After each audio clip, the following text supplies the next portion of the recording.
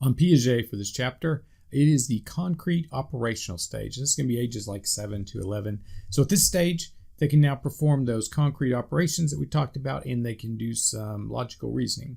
For example, if you take 2 balls of clay, same size, and then you smash one down and you ask them which one's more, they should say that they're basically the same at this stage because they can mentally reverse that action of you smashing it out. They can remember what it looked like together as a ball, and they can remember that it's the same size as the other one. So they can do that mentally reversible actions. Also able to focus on more than one attribute, so they're not just like, well, that one's longer, so that one's bigger. They're able to realize, okay, there's different things going on. It's not just length, it's also mass.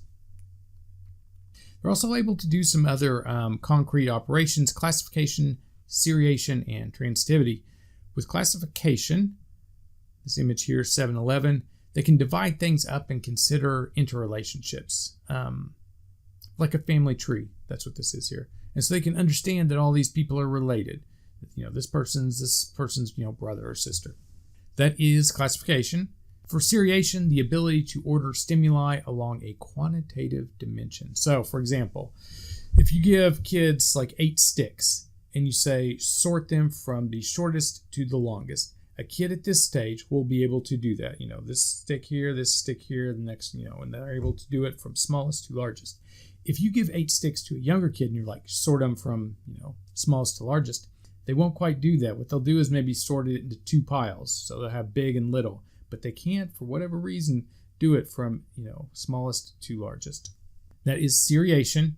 And then the last one, transitivity, the ability to logically combine relationships to understand conclusions. As an example, if you have A and it's longer than B, and then you have B and it's longer than C, these kids are able to understand that A is going to be longer than C because they're able to understand those different relationships.